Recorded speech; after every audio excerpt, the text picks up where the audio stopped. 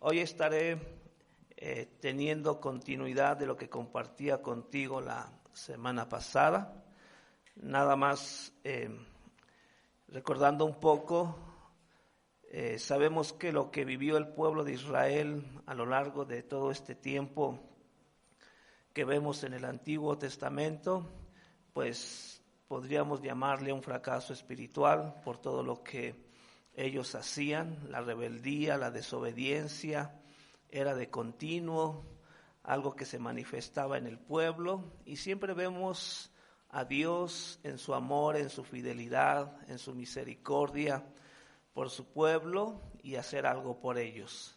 Siempre hemos visto la mano del Señor obrar a favor de su pueblo, y en estos tiempos sabemos que también son tiempos difíciles, así como ellos enfrentaron precisamente la cautividad cuando ellos estaban en Babilonia, y habíamos dicho que Babilonia pues es lugar de confusión, donde se habla sin entendimiento, y yo creo que estamos en un tiempo así, donde todo lo que se habla a través de las redes sociales es de confusión. Cada quien opina, dice lo que cree, lo que piensa, lo que es mejor, lo que no es mejor, y hay quien esté de acuerdo y quien no lo esté, y eso es siempre algo que se ha manifestado. Nosotros que ahora hemos recibido ese llamado de Dios para que podamos estar en su voluntad, en sus propósitos, sabemos que Él quiere que el hombre no se pierda, mas tenga vida eterna. Y yo creo que nuestro enfoque debe de estar en ese sentido. Nosotros como iglesia también a veces actuamos como si no conociésemos a Dios, que nos quejamos, criticamos, damos nuestra opinión y muchas veces no hacemos nada. Esa es la actitud muchas veces de todos. Aunque podamos hacer algo, decidimos no hacerlo, y a veces eso perjudica en el contexto como iglesia a que no avancemos. Dejamos que la influencia del mundo esté dentro de la iglesia, y yo creo que tomamos esa postura de nada más ver, opinar, criticar, pensar en hacer algo, pero no ponernos en acción como lo hizo Nehemías. Entonces, Nehemías es un gran ejemplo para nosotros, que cuando él escuchó lo que estaba pasando en Jerusalén, él decidió hacer algo, y lo que Dios había puesto en sus manos, lo que él sabía, lo puso al servicio de nuestro Dios, y las cosas fueron de bendición para el pueblo de Israel en aquel tiempo. Y continuando, sabemos que al comienzo de esta historia de Nehemías, él estaba hablando con su hermano, con algunos compañeros judíos, y estos le estaban informando que los muros y las puertas de Jerusalén estaban derribadas. No había muros que servían de protección para la ciudad, para el templo, y pues eso ponía en riesgo la seguridad de todos. El pueblo de Israel no tenía esa confianza, esa certeza de cumplir con Dios por el temor a lo expuesto que ellos estaban. Y yo creo que también a veces, si a veces lo ponemos en un contexto de hoy, también como iglesia, a veces no queremos venir a la iglesia por temor. A veces es tanta la maldad que ya hay de alrededor nuestro que hasta no queremos ya ni salir de casa, y pensamos que preferimos mejor hacerlo en línea que estar viniendo de manera presencial, y puede deberse al temor, la inseguridad que existe, ¿verdad? Y eso vemos que estaba afectando al pueblo de Israel, no solamente en lo natural, sino en lo espiritual, porque al no haber muros, todo estaba expuesto, y esto ayudaba a aquellos que se dedicaban a hacer el mal, pues a asaltarlos. Entonces no podían llevar ellos a cabo sus sacrificios, sus ofrendas delante de Dios, por todo esto. Por eso vemos que Nehemías vio la importancia de reconstruir los muros, de levantar las puertas para seguridad del pueblo y de esta manera con toda confianza cumplir con lo que Dios había mandado.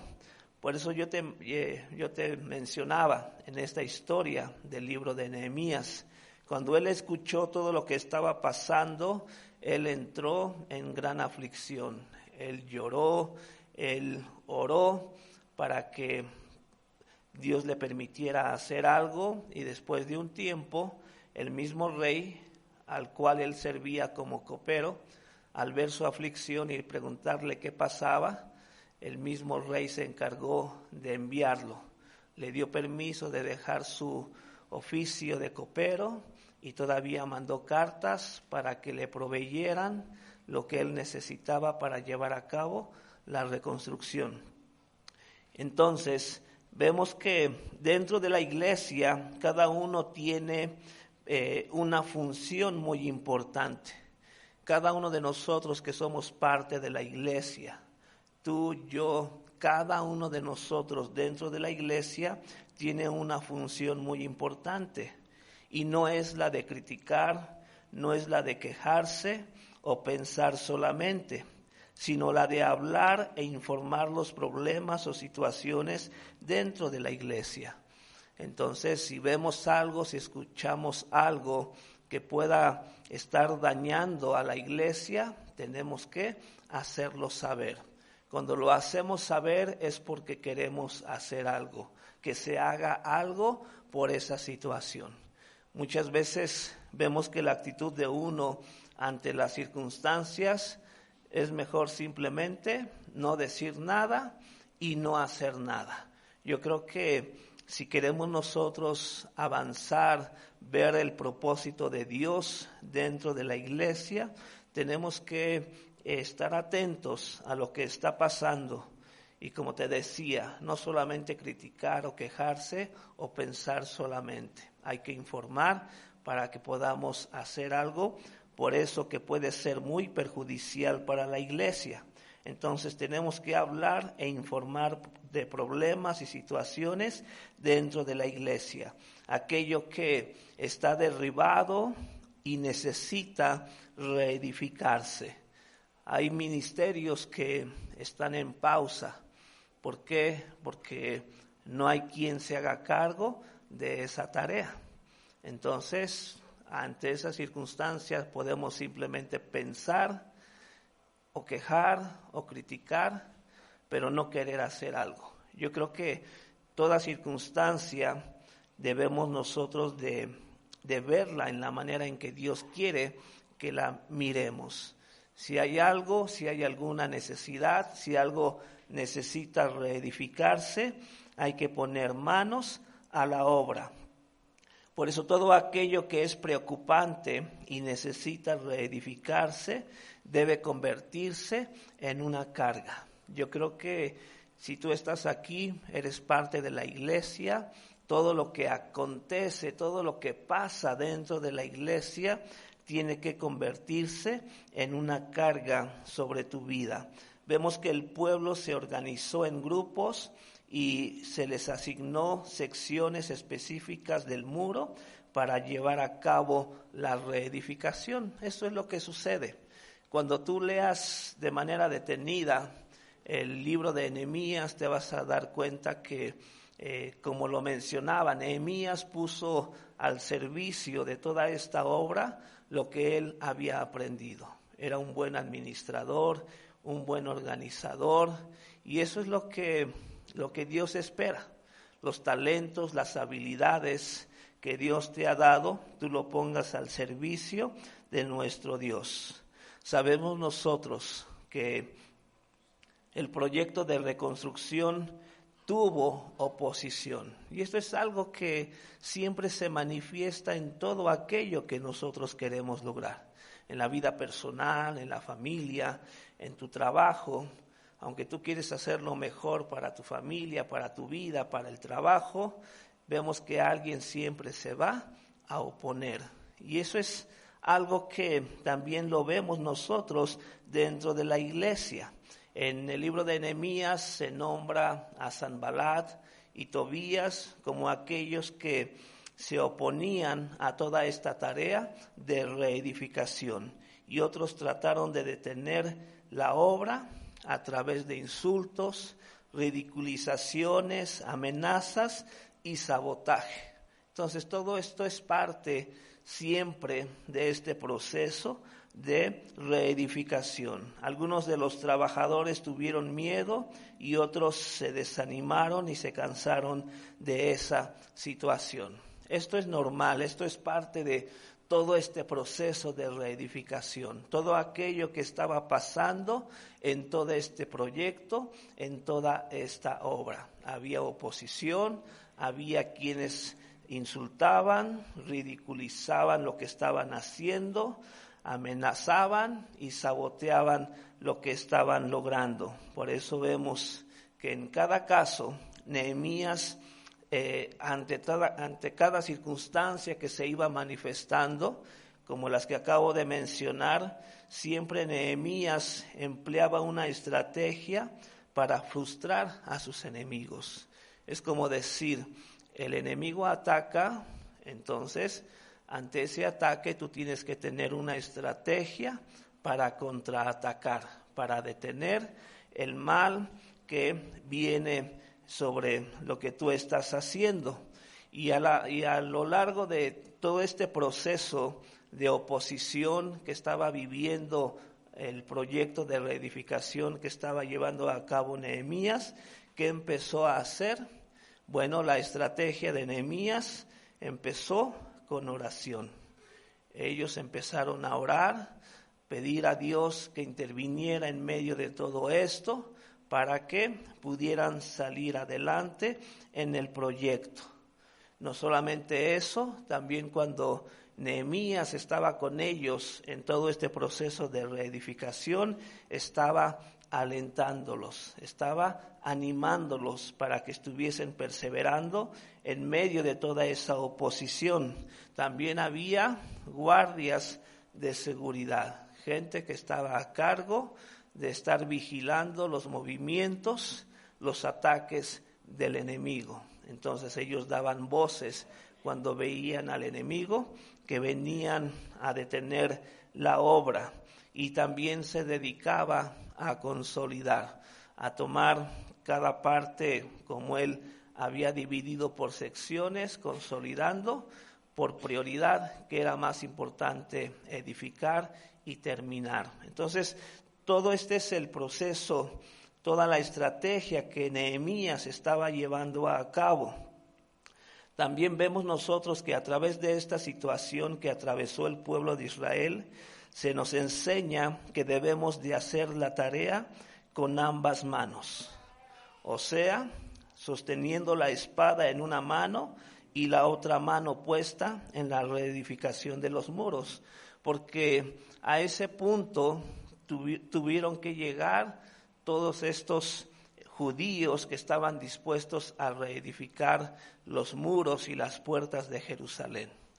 ¿Para qué? Para que el enemigo estuviese al tanto de que tú estabas dispuesto a pelear para continuar con la obra. Entonces llegaron a la conclusión y decir, bueno, pues ante toda esta oposición y ataque del enemigo, lo que vamos a hacer es que vamos a llevar la espada en una mano y con la otra seguimos cargando ladrillos, pegando ladrillos.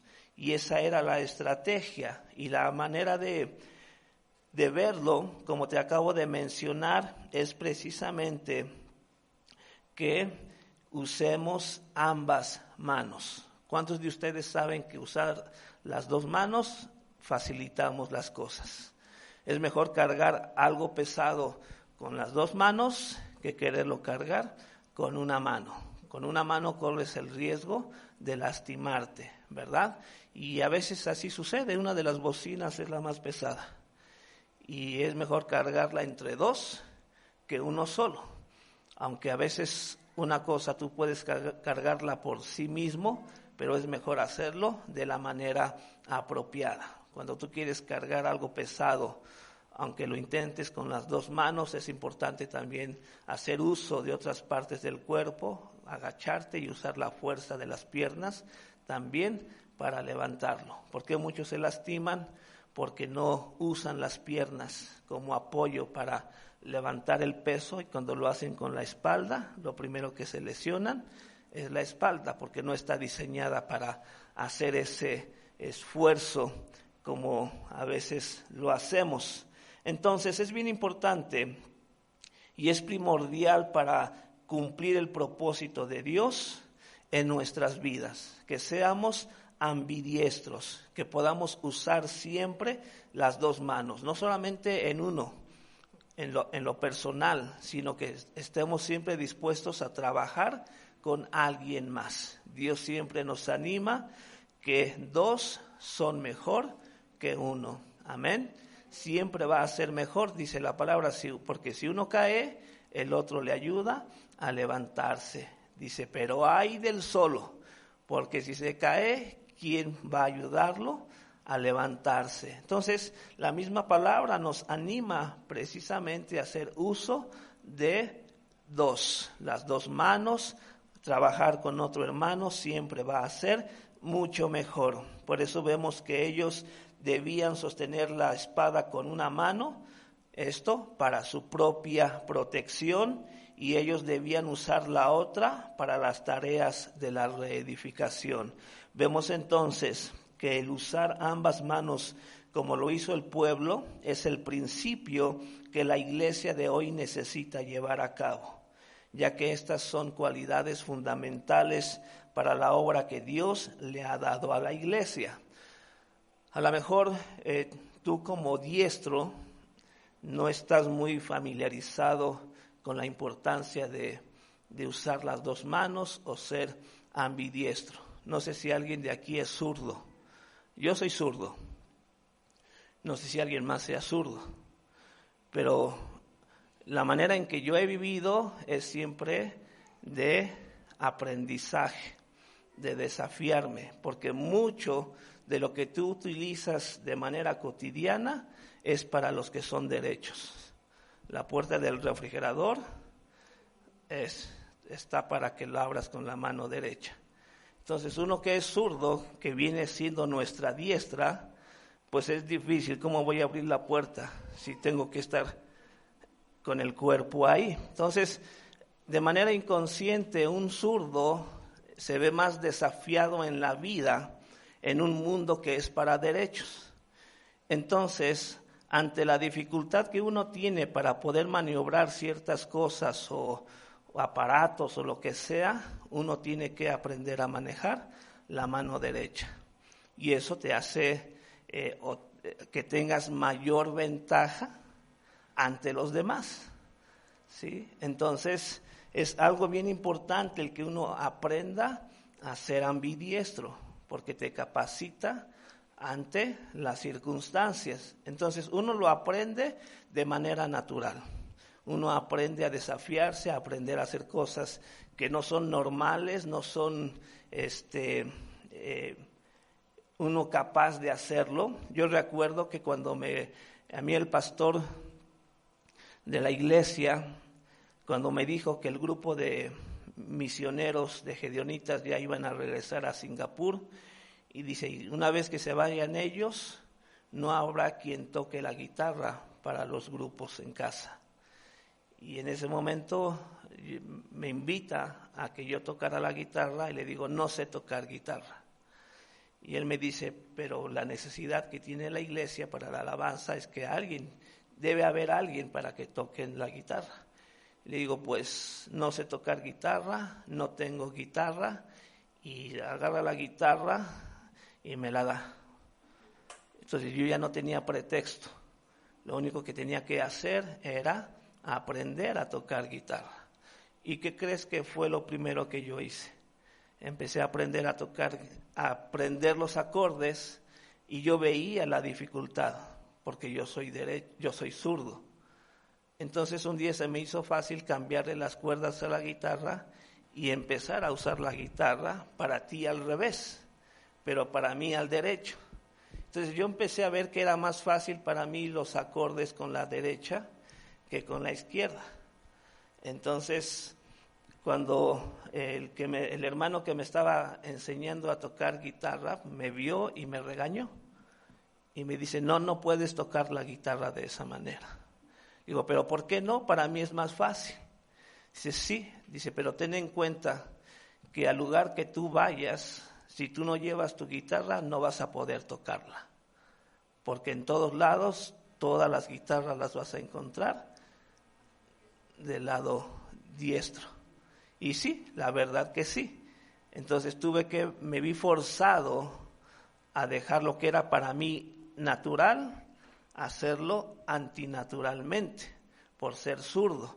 Entonces son desafíos que a veces la vida te brinda y no hay de otra más que esforzarse para poder hacerlo. Entonces vemos la importancia del uso de ambas manos, como lo hizo el pueblo. Como te decía, es el principio que la iglesia de hoy necesita para llevar a cabo todas las tareas, todo aquello que es fundamental y siempre llevar a cabo la obra de Dios para gloria de su nombre. Entonces, primeramente veamos el uso de ambas manos para realizar una tarea es fundamental para que podamos ejecutarla eficazmente y prevenir daños posteriores. Ya te ponía yo el ejemplo de que es mejor cargar algo pesado con las dos manos o entre dos, que sería mucho mejor, ¿verdad? Para que no haya ningún daño en lo que estamos haciendo. Segundo, el uso de ambas manos te da balance. Esta cualidad de balance es necesaria para la vida cristiana. Ahorita avanzamos. Un ejemplo, por ejemplo, si yo voy a comprar 2 garrafones de agua, es más fácil para mí cargarlos que si nada más compro uno. ¿Por qué? Porque al cargar uno con una mano, pues todo el esfuerzo está en un brazo. Pero si yo tengo 2, aunque los 2 pesan lo mismo, pero al cargarlos al mismo tiempo me da balance. Entonces es mucho más fácil caminar cuando tú estás balanceado que estar yendo así por causa del peso, ¿sí? No sé si te ha pasado, a veces tienes que recargarlo en la pierna para poder dar un poco de apoyo y poder facilitar el poder cargar algo pesado, pero corres el riesgo de lastimarte, ¿sí? Ese es el problema. Tú puedes hacer uso del cuerpo, la cintura, pero puede lastimarte. Pero cuando tú cargas 2 pesos al mismo tiempo de un lado y del otro, eso te da balance y puedes desarrollar mejor la tarea. Si hiciésemos una carrera de alguien que camine 100 metros con un garrafón en una mano y otro que lleve 2, uno puede pensar que el que carga uno es más fácil, porque el otro lleva el doble de peso. Pero ¿quién crees que realmente llegue a cumplir los 100 metros sin necesidad de bajar los garrafones? Precisamente el que lleva los 2, porque el que lleva uno se cansa de uno y lo que hace es pasárselo al otro. Y así va. Entonces es más desgastante, más frustrante y más difícil para que uno pueda realizar la tarea que se le está pidiendo. Ahora, vamos a ver un ejemplo. ¿Por qué es tan importante ser ambidiestro, hacer uso de las 2 manos? Vamos a Primera de Crónicas, capítulo 12, y vamos a ver que David, el rey David, sabemos que fue un hombre conforme al corazón de Dios, un hombre que también fue capacitado para hacer cualquier obra para el beneficio del reino, pero él necesitó también de gente adiestrada. Vamos a leer Primera de Crónicas 12, 1 y 2. Dice la palabra: estos son los que vinieron a David en Siclag, estando él aún encerrado por causa de Saúl, hijo de Cis, y eran de los valientes que le ayudaron en la guerra. Estaban armados de arcos y usaban de ambas manos para tirar piedras con honda y saetas con arco. Imagina la clase de hombres que estaban viniendo para apoyar a David. Dice que eran hombres armados que usaban arcos y flechas, hondas, usaban de ambas manos para tirar piedras. Entonces, tanto con la izquierda podían aventar una piedra y con la derecha también. Entonces, vemos que el hacer uso de las dos manos te da ventaja. Cuando tú nada más usas una mano, pues es más complicado y pierdes tiempo en que lanzas una y te agachas por otra y volverla a lanzar. Ahí pierdes tiempo. Estás en riesgo de que el enemigo pueda atacarte. Pero imagínate, agarras una piedra con cada mano y en lo que avientas una y en lo que el otro trata de esquivarla o cubrirse, ya la otra viene en camino. ¿Por qué? Porque agarras una, la lanzas y ya estás lanzando la otra. Y en lo que llega la segunda, tú ya estás levantando otra vez piedras. Entonces no le das al enemigo ¿a qué?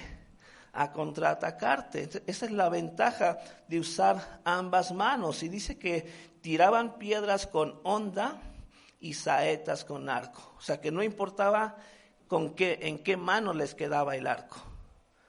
Si les tocaba a la derecha, tiraban. Si les quedaba a la izquierda, no tenían ningún problema.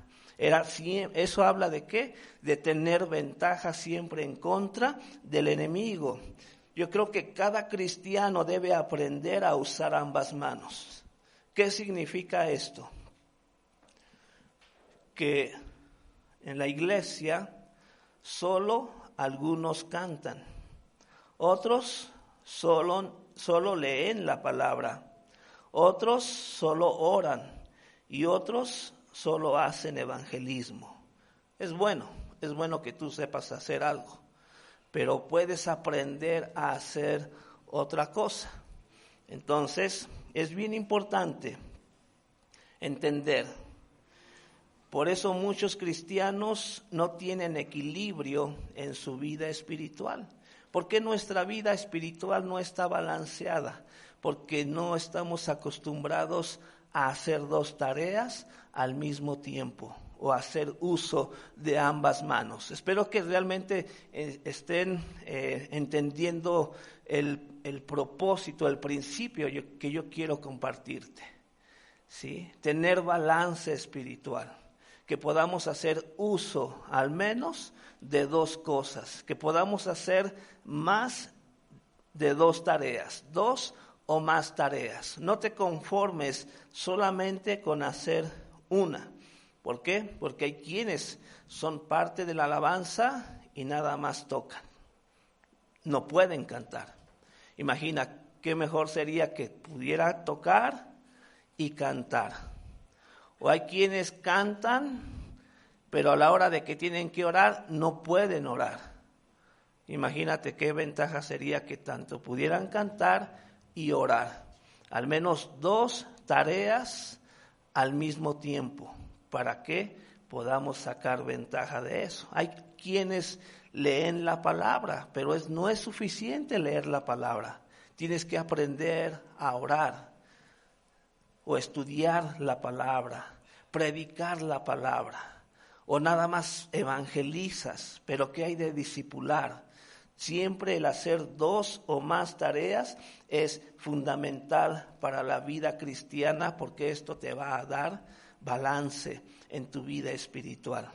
No necesitas de alguien más para poder lograr una tarea.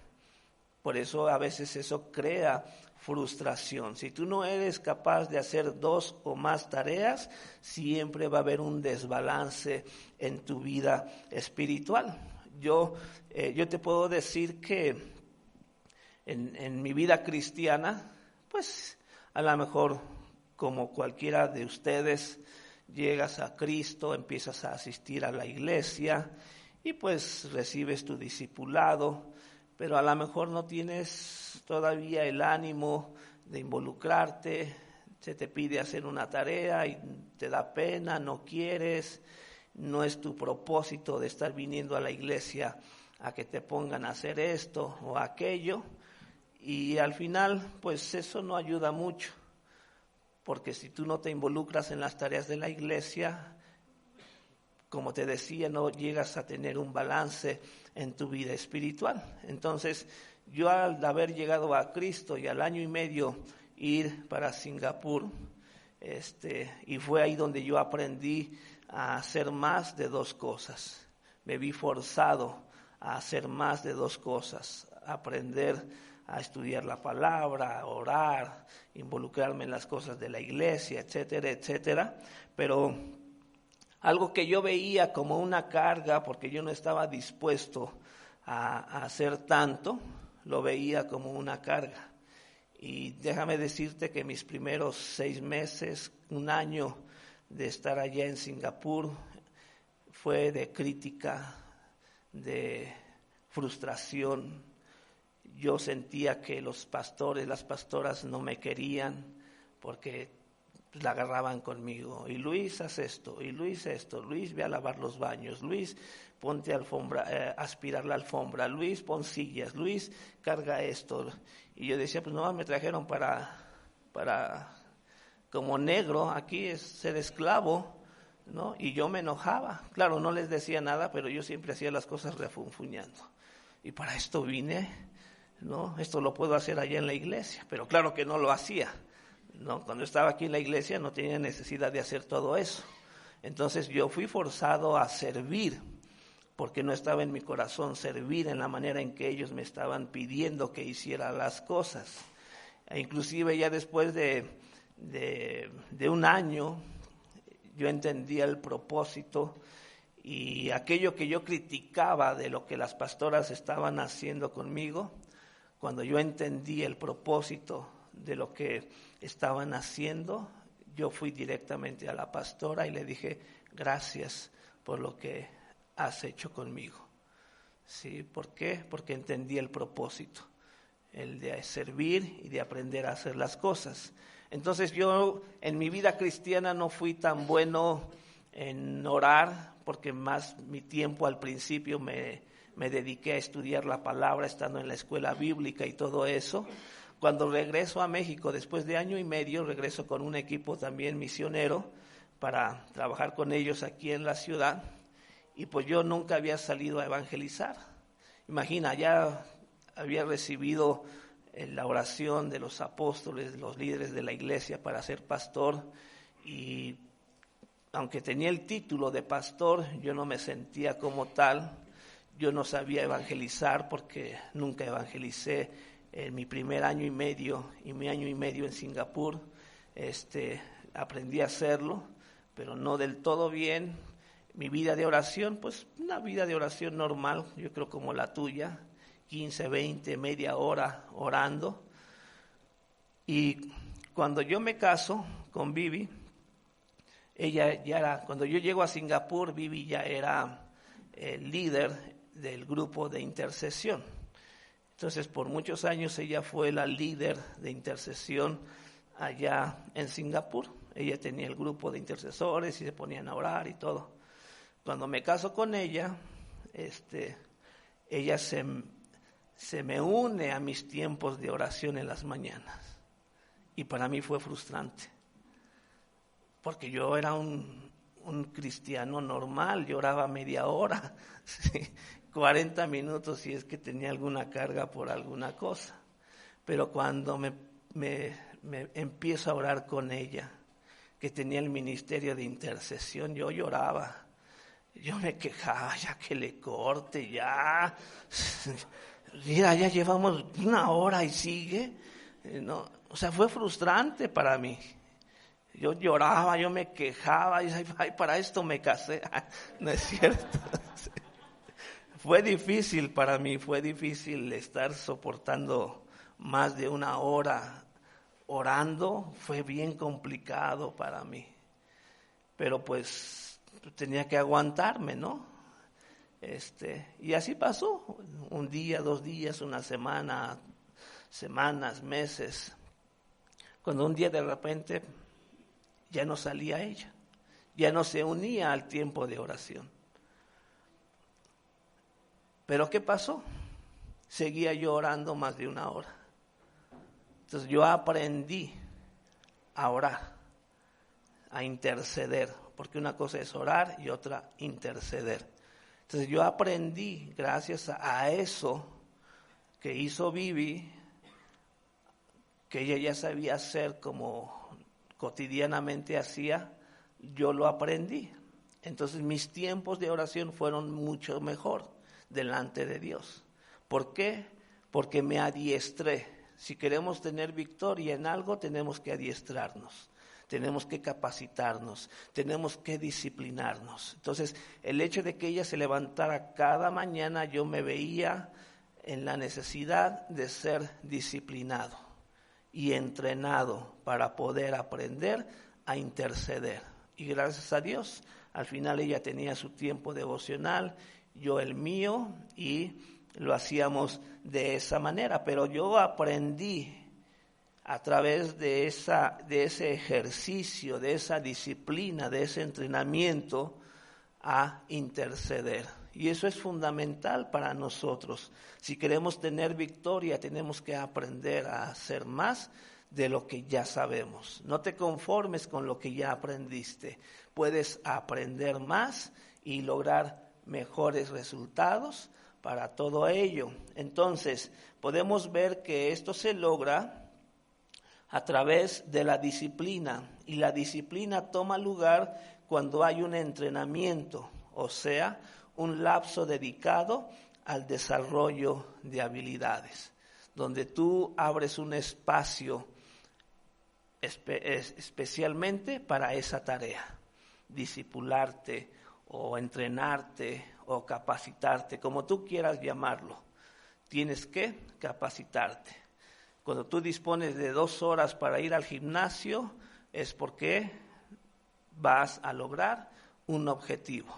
¿Sí? Cualquier cosa que tú te propongas, tienes que disciplinarte, tienes que entrenarte para que puedas desarrollar esas habilidades. Entonces, es importante para nosotros, si seguimos leyendo en el versículo 8 de Primera de Crónicas, capítulo 12, dice: también de los de Gad huyeron y fueron a David, al lugar fuerte en el desierto, hombres de guerra muy valientes para pelear, diestros con escudo y pavés.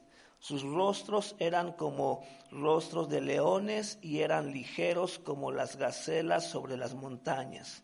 De ahí brincamos al 32 y 33 y dice: de los hijos de Isaacar, 200 principales, entendidos en los tiempos y que sabían lo que Israel debía hacer, cuyo dicho seguían todos sus hermanos.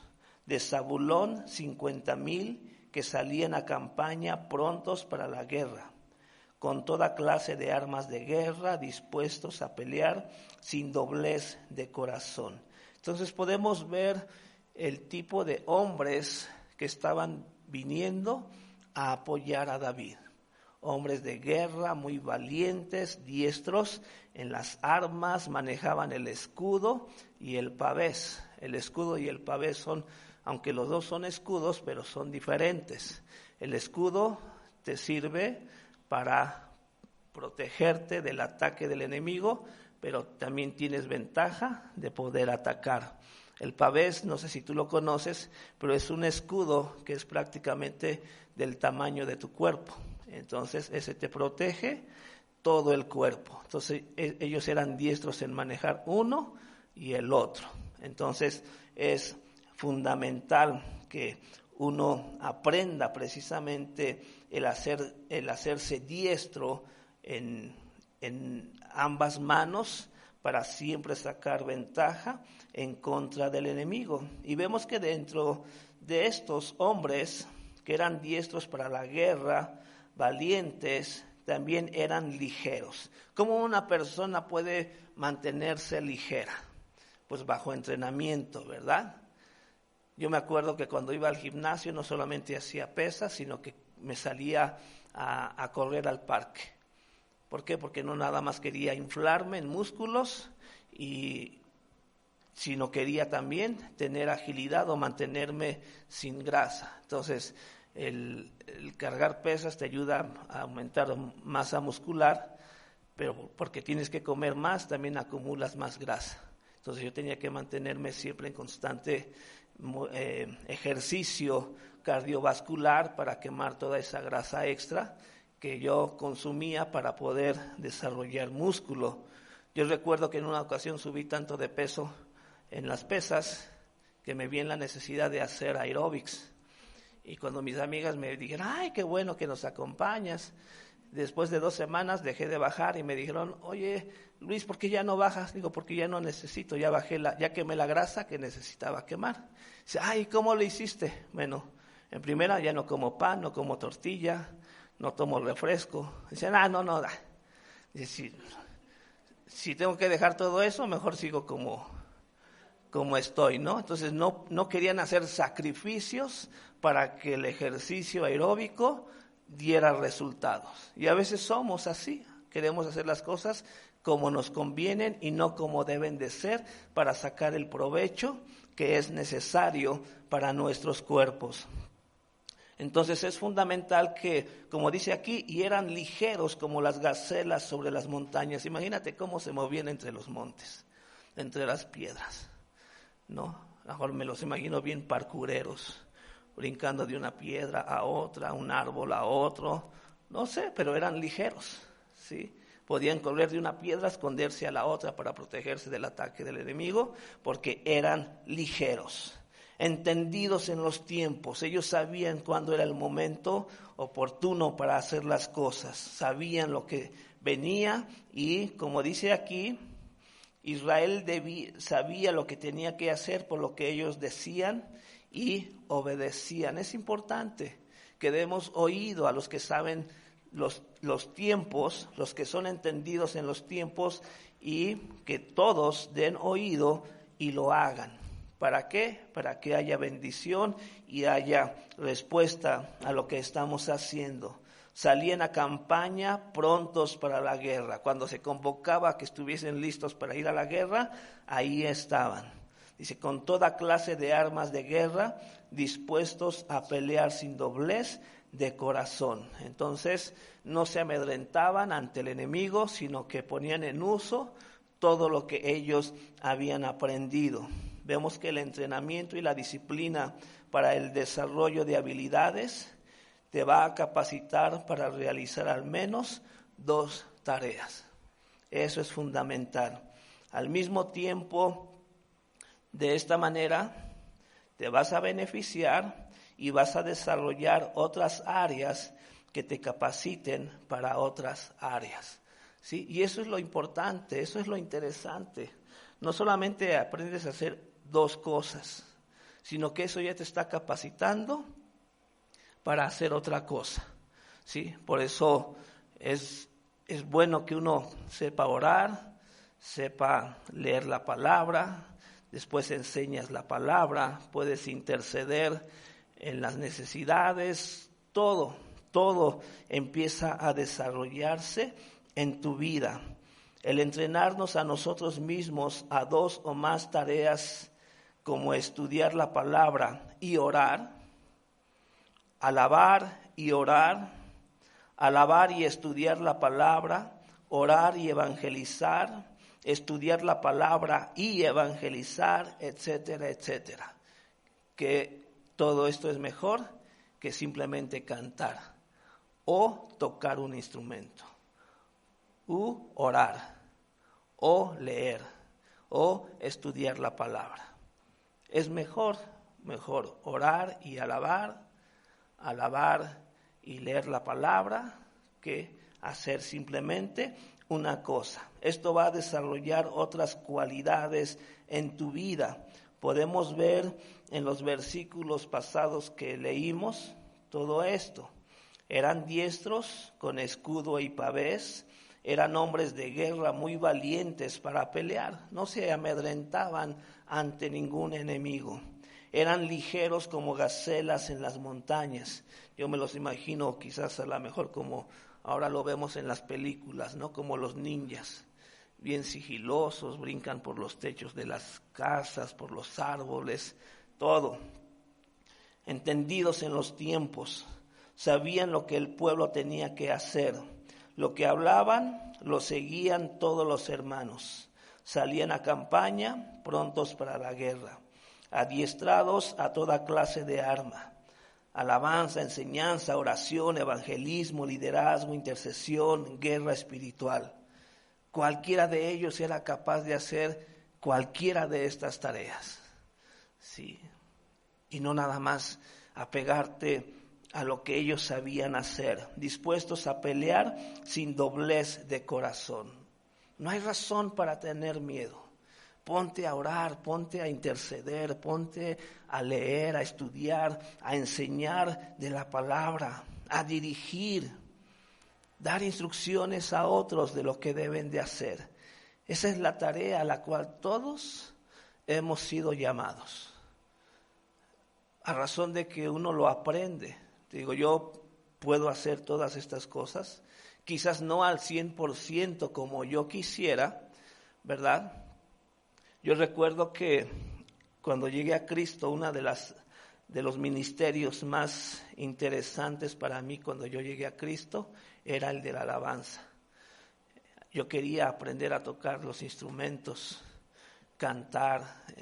Era mi anhelo, era mi deseo. Yo oraba y le pedía a Dios que me diera la habilidad para tocar instrumentos.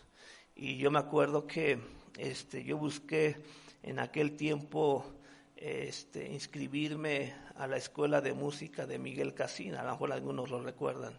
Yo creo que los más jóvenes ya no, pero era un buen salmista. Entonces, yo pedí informe, yo fui a la escuela a pedir informe. Yo estaba dispuesto a meterme de lleno a aprender de música para alabar al Señor, porque es algo que a mí me agrada, alabar al Señor. Pero desafortunadamente no era el ministerio para mí.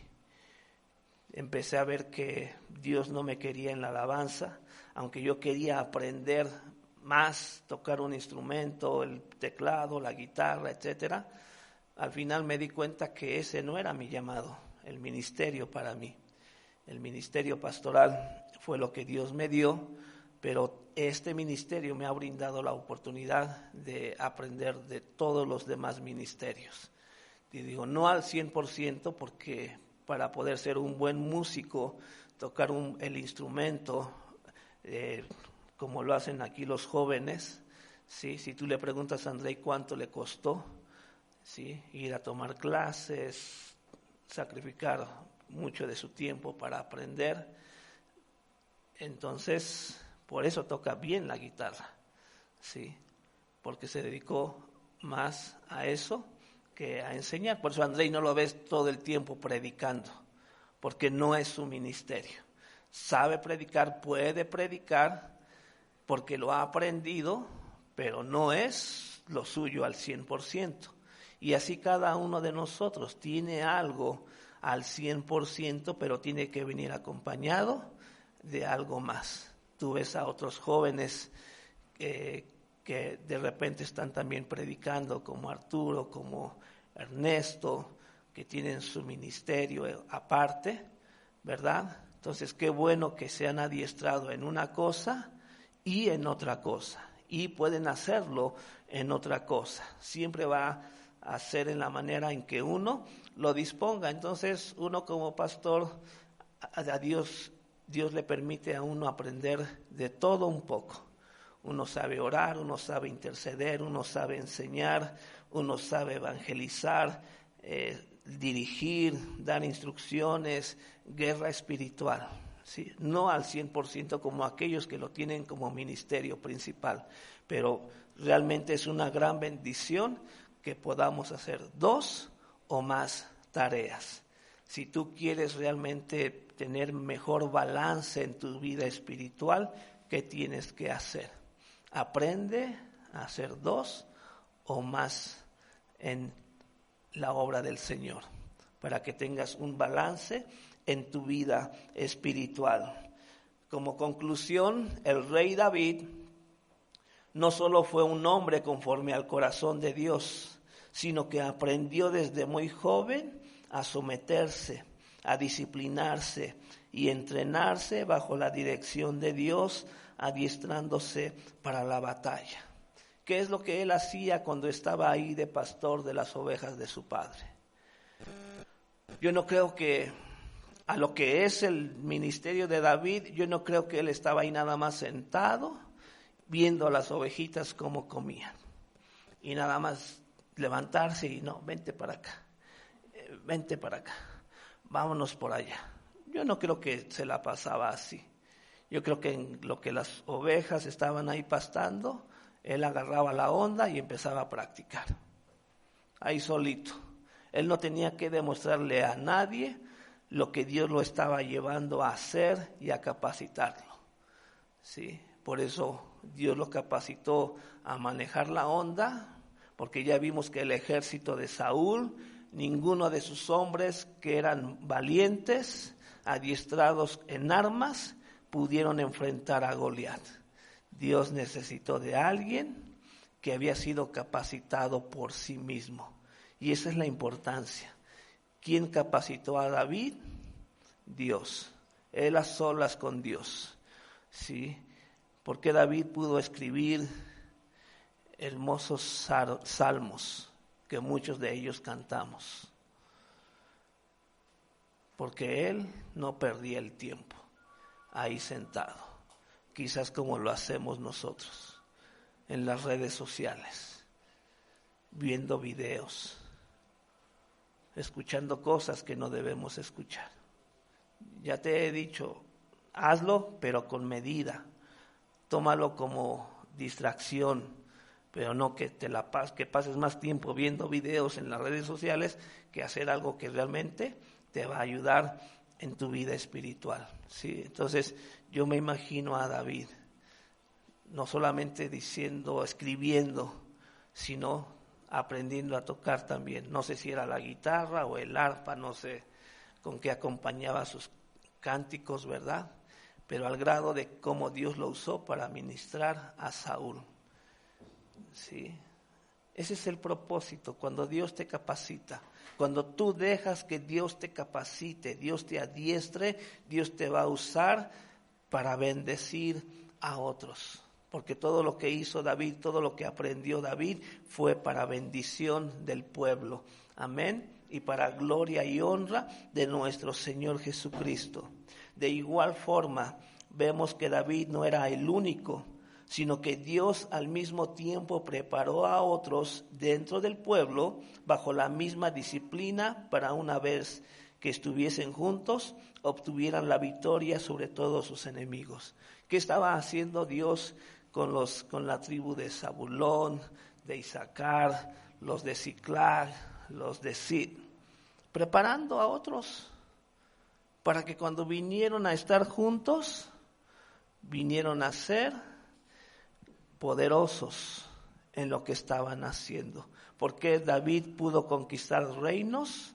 Porque todos estos hombres adiestrados por Dios que pusieron en práctica los dones y talentos y se capacitaron, se disciplinaron para hacer más de 2 tareas, conquistaran a los enemigos en aquel tiempo. Cuando tú lees la historia de David en el tiempo de su gloria y esplendor, dice que había paz en toda la tierra.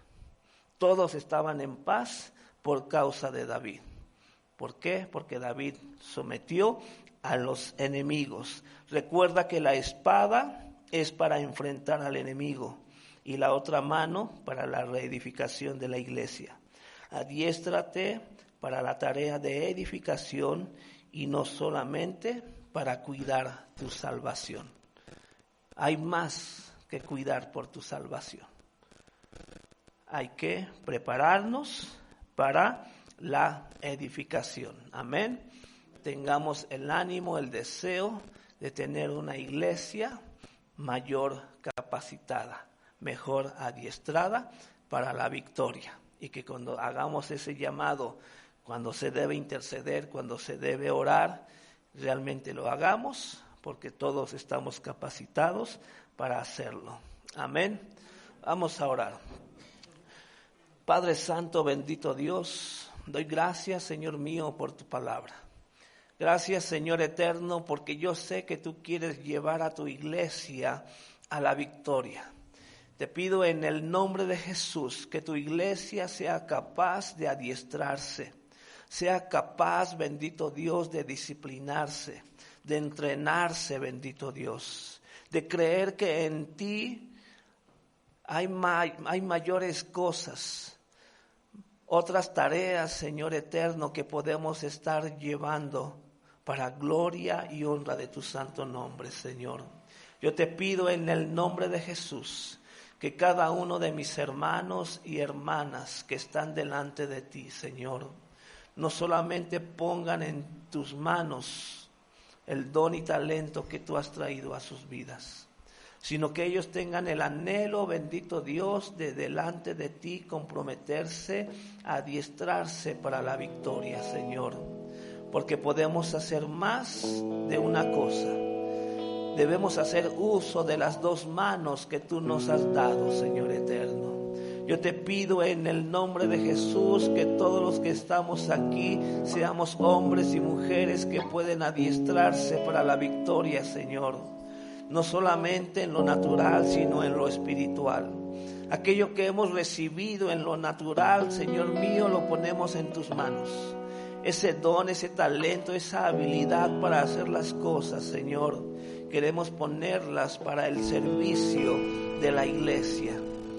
Y aquello que debemos de aprender, Señor, esas áreas en lo espiritual, como una vida de oración, una vida de intercesión, Señor, cómo estudiar tu palabra, cómo enseñarla, bendito Padre. Es ahí donde necesitamos capacitarnos, donde necesitamos disciplinarnos, bendito Dios. Creemos que tú nos vas a dar la fuerza, el ánimo, bendito Dios, para crecer más delante de ti, Señor eterno, y poder impactar a este mundo, Señor. Yo te pido, Padre, que estés dando a cada uno ese anhelo y ese deseo, Señor eterno, para superarse, para crecer, Señor, de hacer a un lado, bendito Padre, las cosas de este mundo, que muchas veces no dan tanto provecho en nuestra vida, Señor. Ayúdanos a invertir nuestro tiempo que tenemos por este mundo en hacer algo mejor para gloria y honra de tu santo nombre y para tu iglesia, Señor. Tú nos has traído a ser parte de esta iglesia para cumplir propósitos, bendito Padre. Que así sea en el nombre de Jesús, Señor. Queremos ser mejores, adiestrados, bendito Dios, para la guerra, para la victoria, Señor.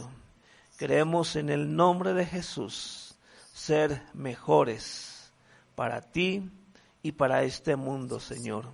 En el nombre precioso de Jesús damos gracias y sabemos, Dios, que tú harás tu perfecta voluntad en medio nuestro, Señor. Muchas gracias, Padre.